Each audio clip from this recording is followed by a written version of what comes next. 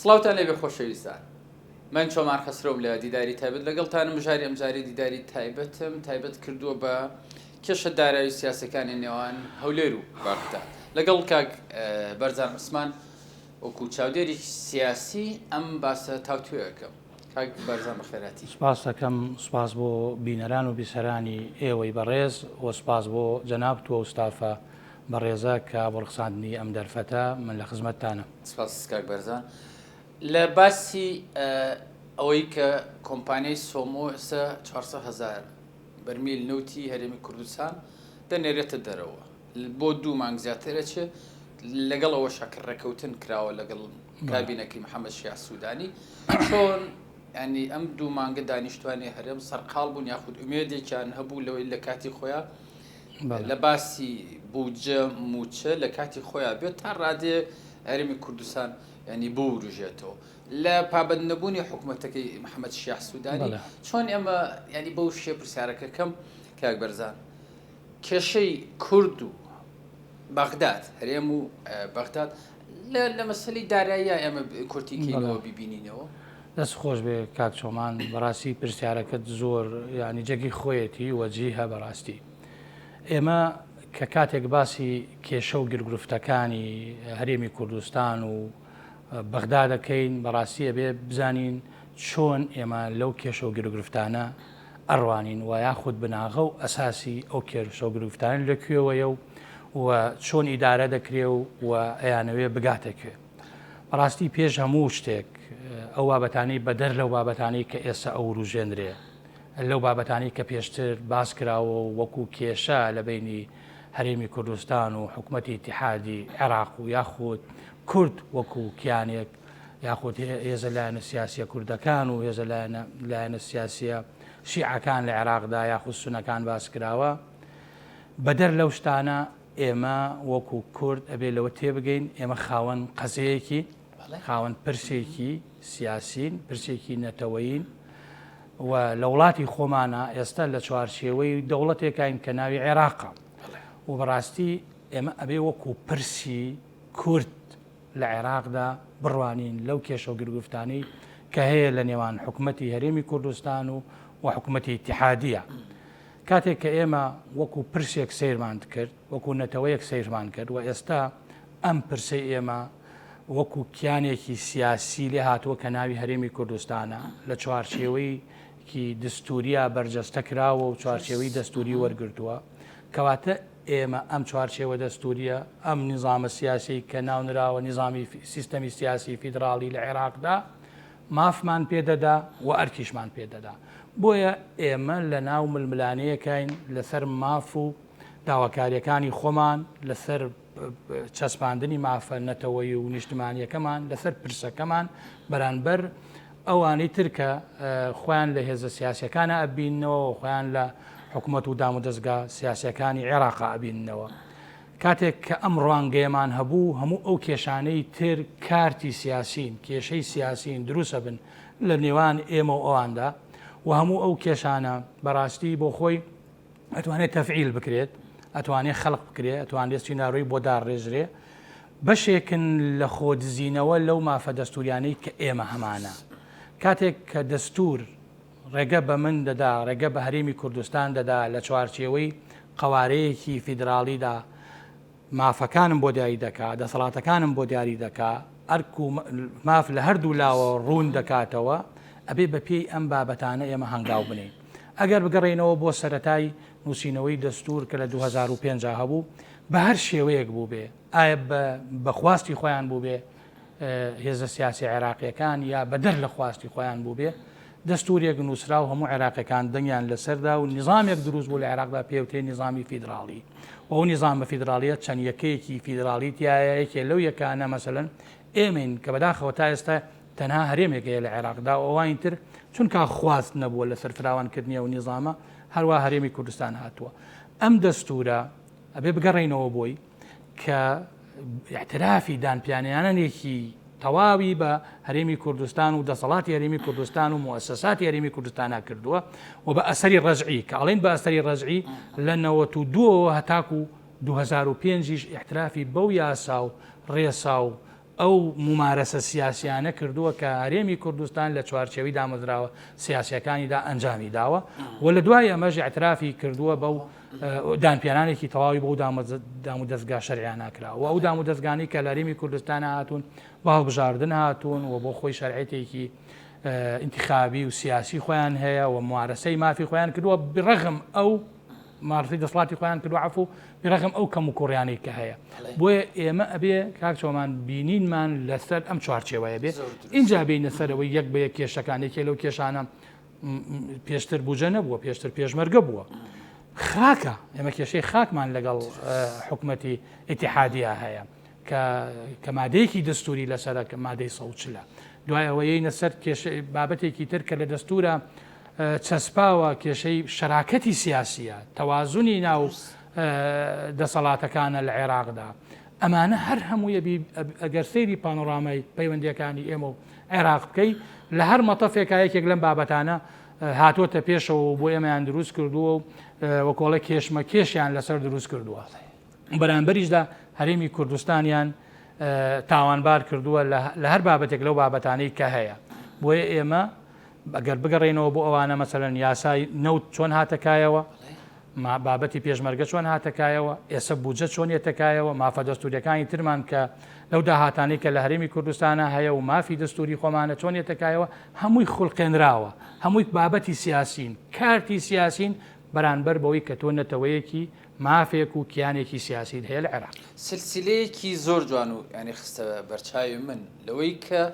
لە بۆعدەکەەوە تۆ هاتیتەوە بۆ ئێرە بەڵام ئێمە ئەگەر ینی وەکوچان قسە لەسەر ئەم باسە بکەین چۆن فۆکسی ئێمە ینی براوە بە شوێنێکی ترە لەژێ ئێمە باسێکی یاسایی بکەین لە دوای داڕشتنەوەی دەستور لە 2005 ئێمە دەبواە پێشت ینی لە نێو ڕووداوەکانە ئەمە قسەوان بکردایە لە باسی ئەنفال جینۆساید کوێرکردنەوەی گوندەکان وەکو چۆن کوێیت ینی ئێستا هاوڵاتیەکی عراقی ینی بە هۆکارگەلێکی یاسایی دەتوانێت سەردانی دراوسەکەی بکە کە کوێیتە هەرێمی کوردستان کورد چۆن لە ڕێگەی ڕژەمەیەک لە دوایەکانی عراقەوە جینۆساید کراوە دەبواە ئێمە باسمان لە قەرەبووکردنەوەی مادی معنەوی بکرد بەتاکید کاتێک کە تۆ نیزامی فیدراالی دروستەکەی نظامی فیدراالی نظامێکی اختیاریە بە هاوبەشی تۆ دروستەکەی لە نێوان چەند نەتەوەیەکە یا لە ناوان چەند یەکەیەکە لە چوارچێوەی دەوڵەتێکی ترا وەکوتم پرەنسیپی دەستوری و شەرعی خۆی بۆ دانرێ ئەم نیزامە خۆی لە خۆیان نامێنێتەوە یعنی تەسەور بکە ڕەنگە لە دوای ئەوەندە ساڵ ئەم نیزامە ئەبێت تەتەور بکە ئەبێت گەشە بکە بۆ شتێکی تر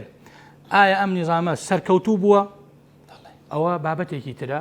ڕەنگە دیسانەوە لە چوارچێوەیەکی ترە یا دابڕێژێتەوە یاخود ئەم نیزامە سەرکەوتوو نەبووە ئەگەر سەرکەوتوو بووە ڕەنگە لە چوارچێوەی کۆنفیدراالی ئەمجارەدا ڕێژێتەوە ئەوان ئەیانەوێ ڕێگری بکەن لەو بابەتانە ئەیانەوێت لەمپەر لە بابەتی ئەمە وەکو قەزیە وەکو کیانێکی سیاسی دەستوری لە هەرێمی کوردستان بڕوانین بەدەر لەوەی چی ئەگوزارەیە بەدەر لەوەی ئێمە چۆن ممارەسەی سیاستمان کردووە ئەبێ هاوڵاتی هەرێمی کوردستان یاخود بیرمەندانی هەرێمی کوردستان جوان لەوە تێبگەن ئەسلی مەوزوعەکە لەکوێیە ئەسلی مەوزوعەکە ململانەیەکە نانەوێت تۆ ئاگاد لە مافەکانی خۆت بێ سەرقاڵ دەکەن بە کۆمەڵی کێشەوە هەرەسن لە بنەمایە کاک بەرزان ینی بۆ بینەرانی ئەم بەرنامەیە پێم بڵێ فیدراڵەت چیە ینی ئەمە زۆر جار ڕڵێن حکوومەتی عراقدا فیدراڵەکەکە زۆر جار بەکار نایێنی بەڵێ خودی وشەی فیدراڵیت من حەزم کرد و بڵێ بۆیە هاتووە قسە زۆر جار منە بینم لە منی قساسەکەم مەسەلەن ینی بڵێن نظمی سیاسیە زۆر لە مەغزایی بابەتی فیدراڵی و بەکارهێنانی دەستەواژە فیدراڵیەکان تێدەگەم کاتێک کە لە ئیعلامای بینم زۆربەی کات ئەگەڕێمەوە بۆ ئەوە یەکسەر ئەڵێن حکوومەتی مرکزی حکوومەتی مرکزی دەستەواژەیە کە ئێمە لە 2023 ڕزگارمان بوولی مەفروضە ڕزگارمان بێنی ئێمە حکوومەتێکی ئیتیحادیمان هەیە بە زمانەکەی خۆیان یعنی لە یەکگرتنی چەند یەکەیەک هاوبەشین پێکەوە ئەم نیزامە یەکێکە لەو نیزامانی کە لە چەنەها دەوڵەتە تاقی کراوەتەوە لە نزیکی لە 80 دەوڵەتە تاقی کراوەتە نیزامێکە بۆ ئەو وڵاتانەی کە چەند بڵێن یەز ولایەنێکی یا بڵێن چەند زمانێکی تیادایە یاخود چەند قومێتێکی تێدایە چەند نەتەوەیەکی تێدایە بە ئارەزوومەندانی خۆیان لە چوارچێوەی دەوڵەتێکە ماف و ئەرکەکانی خۆیان لە چوارچێوەی دەستور و نظامی فیدراالیە دیارەکە. ئەمە بۆ چەمکی فیدراڵی، ئەمە بۆ ئەگەر چەمکی فیدراڵی سەیرەکەی چەمکی فیدراڵی لەسەر ئەساسی چی هاوبەشی پێکاتووە. من و تۆ هاوبەشین لە وڵاتە، هاوبەشین لە دەسەڵاتە، هاوبەشین لە سەروەت و سامانە، هاوبەشین لە ینی داڕشتنەوەی سیاسەتی ئەو وڵاتە، سیاسەتی اقتصادی، سیاسەتی ڕۆشنبیری، سیاسەتی پەروەردەیی، هەتایەتە خوارەوە بۆ هەمووە. ئەگەر سەری دەستوری عێراقیش بکەین، دەستوری عێراق دەستورێکی ئەتوانم بڵێم تاڕادێکی باشە، یعنی باشە هەموو ئەو بابەتانەی تیا کردوە، تەنها خەرەلێک لە دەستورە کە وەکو بۆمبێک بەڕاستی من تەسەورەکەم وەکو اختصاسێکی دەستوری وەکو بەبەست ئەوە دانرابێ زۆربەی زۆری ینی تا ئێستا نزیکەی 50 ئەوەندە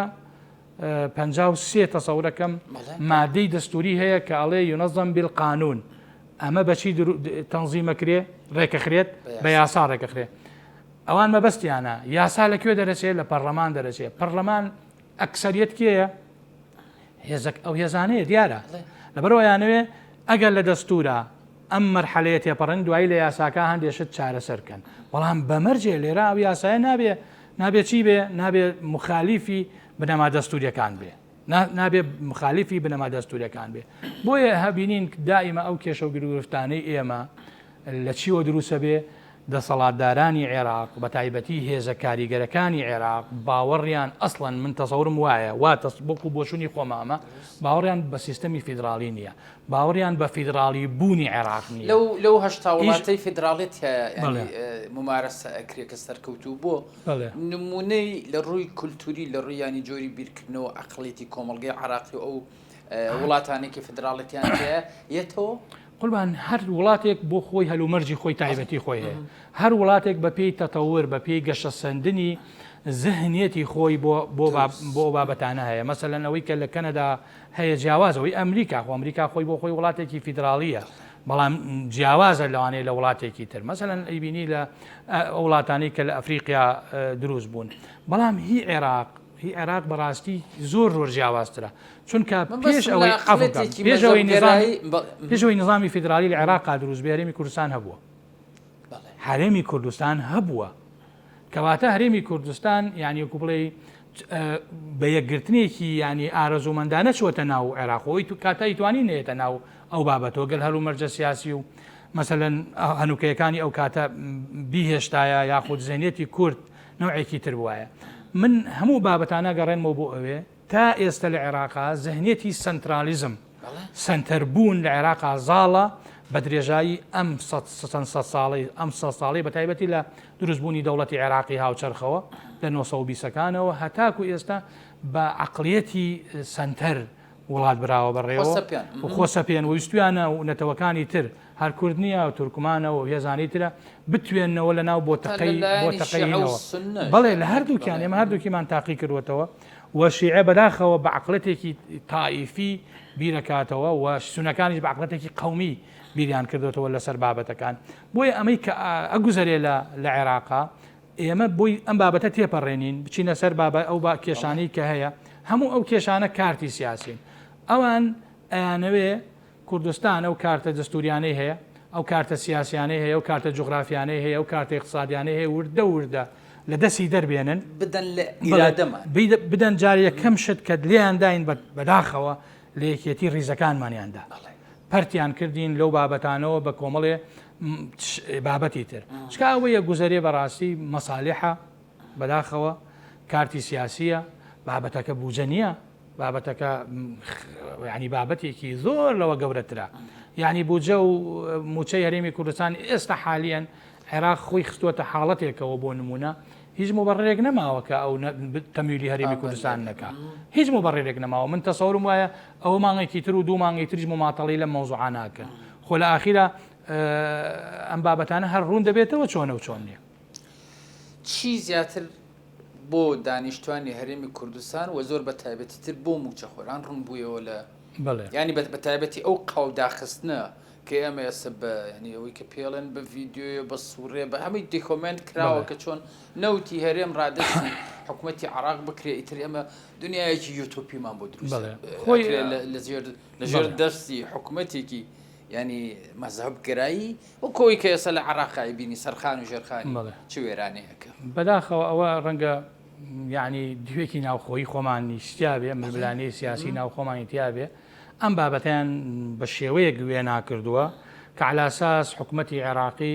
فریاد ڕەسا و حکوومەتی عێراقی ئەوێ خزمەتی هاوڵاتیەکانی خۆی بکە لە هەرێمی کوردستان کاتێک کە ئەبینیت ناوخۆی عێراق دەوڵەتێک نییە کە کەس ئیرەی پێبەرێ ئێستش ڕێژەی هەژاری لە سلێمانیە لە چاو هەموو پارێزگانی عێراقا کەمترە بۆ نمونە چەند داتایەک خۆیان بڵاویان کردەوە ڕێژەی هەژاری ئێستش لە هەندێک پارێزگای عێراقا لە 46 کە ئەمە کارەساتە جاگەرم عێراق خزمەتی هاوڵاتیانی خۆی ئەکا خۆ موچیان دەداتێ موچە بە فەرمانبەرانە دەدا باشە بۆ وەزعی هاوڵاتیانی عێراق وایە وەزعی خەدەمات لە عێراق ئەمە لەلایەنی خزم بۆیە ئەم دنیای لەلایەنی ئەمنیەوە بەڵێ لەلایەنی ئەمنیەوە بە هەمان شێوە عێراق سەقامگیری سیاسی و ئەمنی و عسکەری تێدا نییە عێراق خرق کرا لایەکی ئەوینمان لە ڕێگەی داعشەوە بەسەرکرا ئێمە هاوڵاتیانی هەرێمی کوردستان ئەبێ لەوە تێبگەن کە حکوومەتی عێراق خۆی ئەوەی کە ئێمە داوای دەکەین لە حکوومەتی عێراقی ئەوەی کە حکوومەتی هەرێم داوای دەکا ئەمە مافە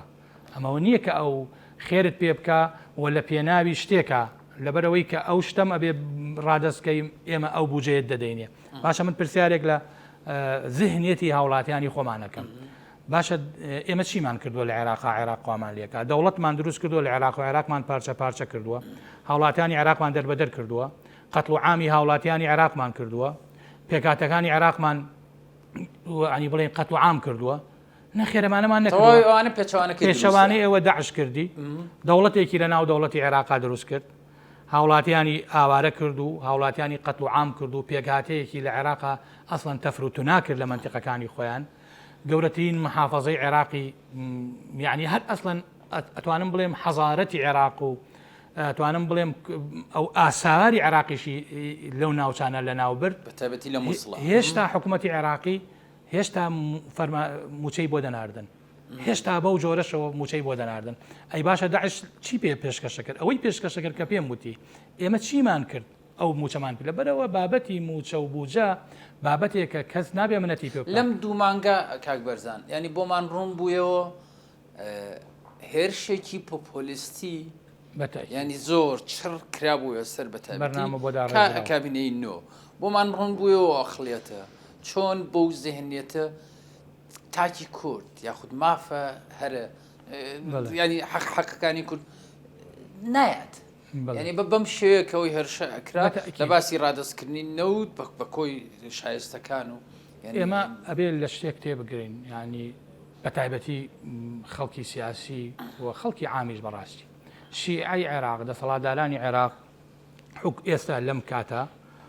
حکوومەتیان کۆنتترۆل کرد هێزە سیاسیەکە پەرلەمانیان کۆنتترۆل کردووە بەمانایکەم هێزی بڵێن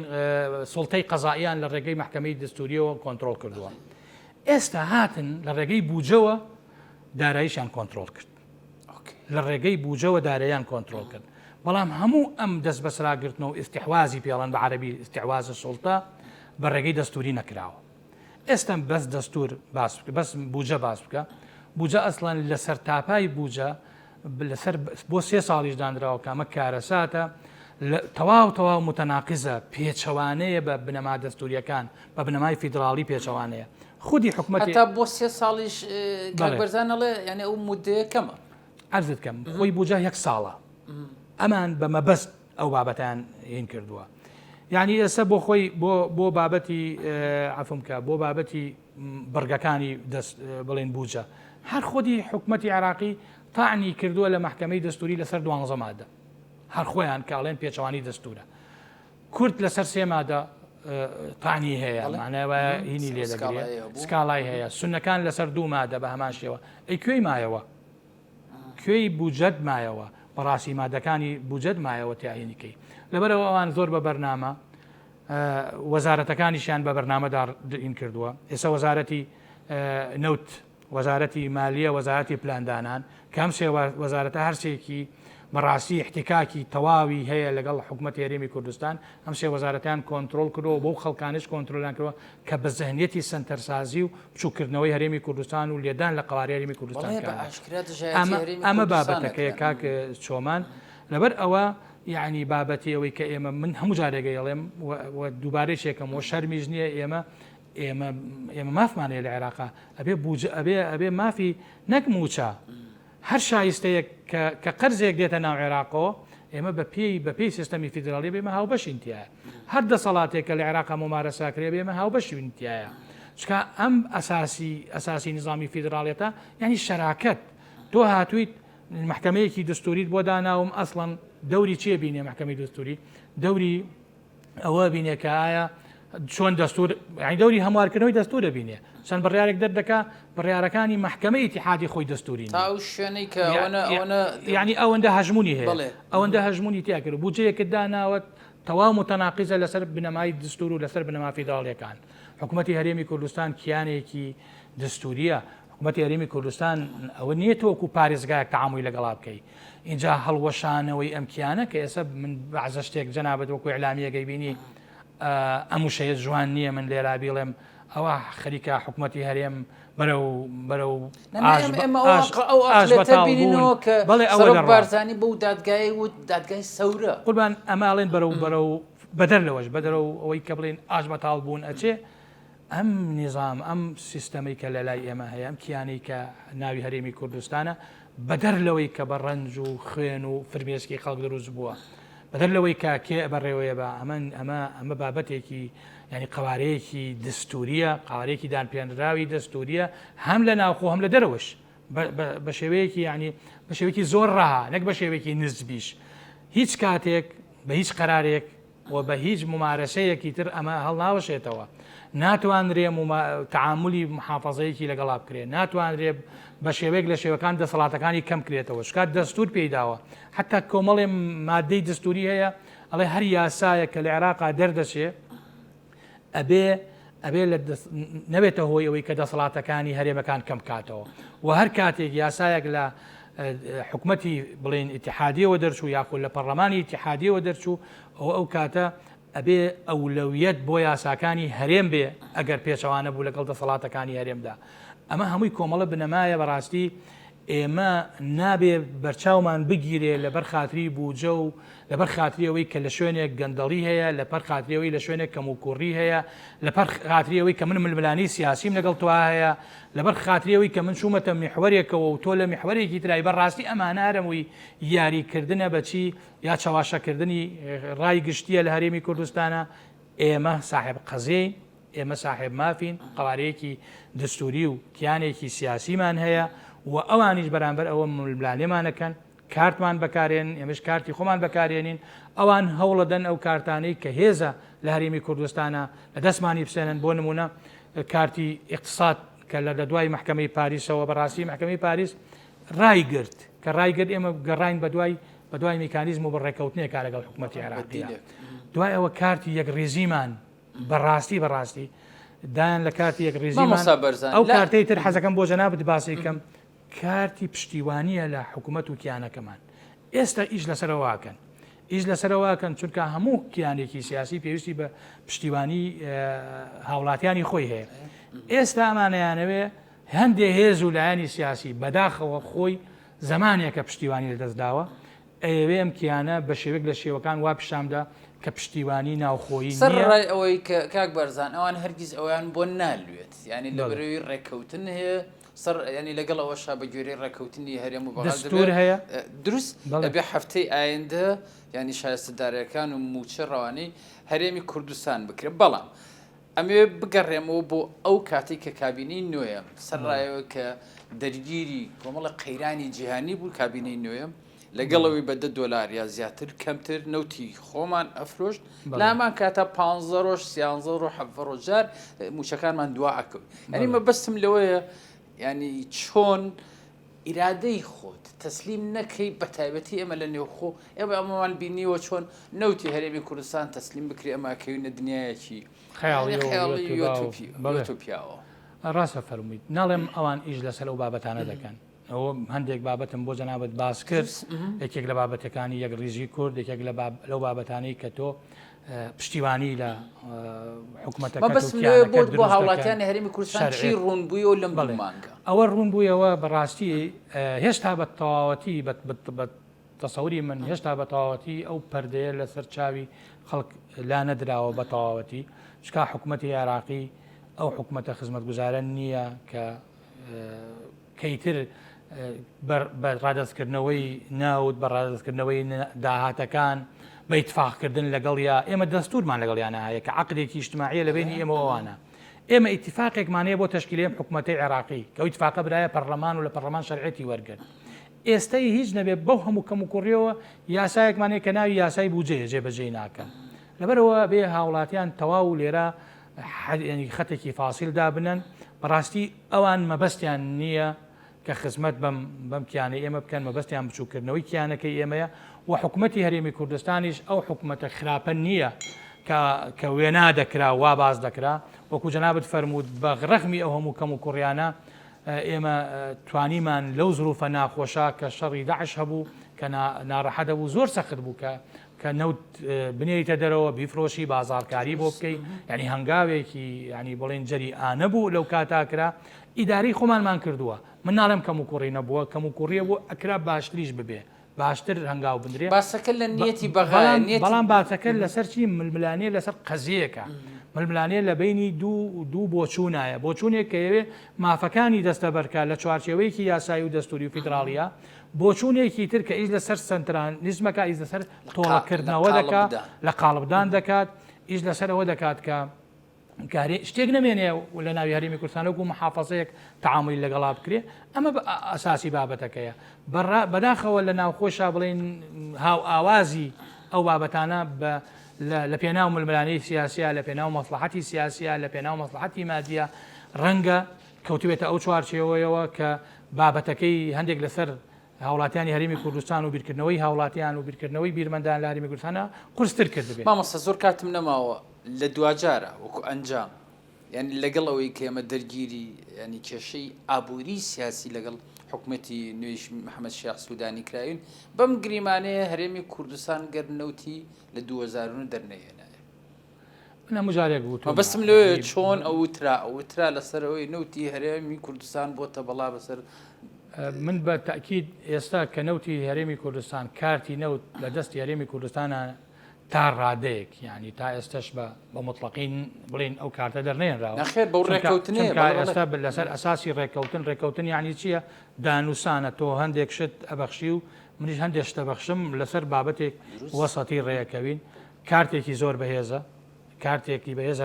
لە دەستی کووردا بمێن تۆ منکو کورد سەی دەکەم وەکو قەزیەک سەی دەکەم وەکو کیانێکی سیاسیش کە حکوومەتی هەرێمی کوردستان تەمسیلی دەکا بەڵێ بەڕاستی من بە نقمەی نازانم و بەڵکو بەوە دەزانم تەوزیفی بابەتی نەوت و سربەخۆیی مەسەلەی اقتصادی بابەتێکی گەورەیە کە توانم بڵێم قەزیەکەمان چەند هێندەی ترەباتە پێشەوە و ئێستش کە ئێمە پێمان شەرم نییە داوای مافەکانی خۆمانەکەین لە چوارچێوەی دەستور و لە سەرچاوی ئەو ئیتفاقی ڕێکەوتنانەی کە هەیە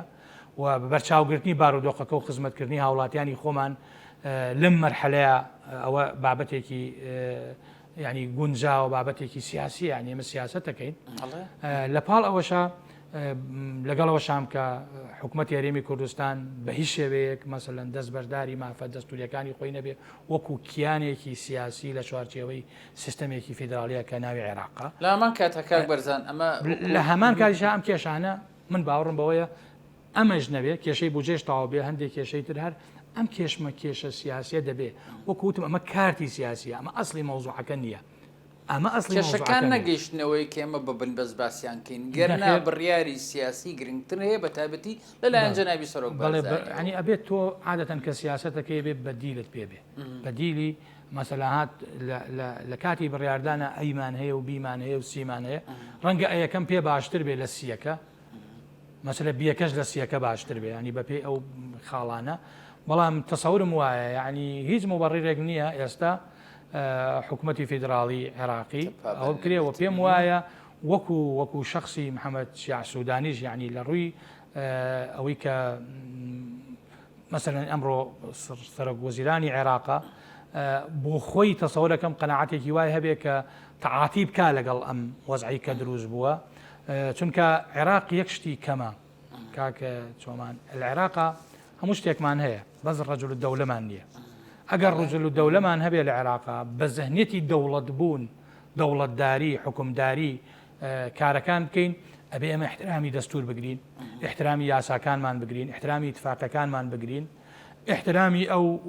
هاوڵاتیانەمان بگرین کە داوای مافەکانمان لێکە هاوڵاتی گوناهی چییە مەسەلەن لەکەوێتە ناو ململانەیەکی سیاسیەوە تۆ قوتی لێ ببڕی ئەمە نەدەستوریە و نا ئەخلاقیشە بەڕاستی نا سیفەتی خەڵکی حکومدارە ئەمە واقعەکە ئێستا وابینەوە ئێستا واقعی تا ئێستا تعامل کراوە وابووە نن واقعەکە وابینینەوە کە مدیر عامێک دەتوانێت هەناردەکردنی موچە و بودجێ هەرێمی کوردستان ڕای جا ئێمەمانوێ بەڕاستی ئەو بابەتە نەگاتە ئەو دەرەجەیە ئەوانیانوێ وابێ ئەوانیانەوێت ئەو سنتەرنالیزمە ئاوا تعاملکەن لەگەڵ هەرێمی کوردستانە بەڵام هەرێمی کوردستان ئەگەڕێمەوە بۆ ئەوە هەرێمی کوردستان پشدەستورە بە دەستور بەڕاستی پشدەستورە بۆ چوونی خۆشی دنیا سپاس بۆ کاک بەرزان عوسمان زۆر سپاسکە لەگەڵمانەوە سپاس بۆ جەنابیشتانی وادارم سوودێکمان گیان بێت بە هاوڵاتیان و بە بینەرانی ئەوش سپاس بۆ جەنابتان خۆشەویستان ئازان ئێوەش هەمیشە تەندروست کامێران بن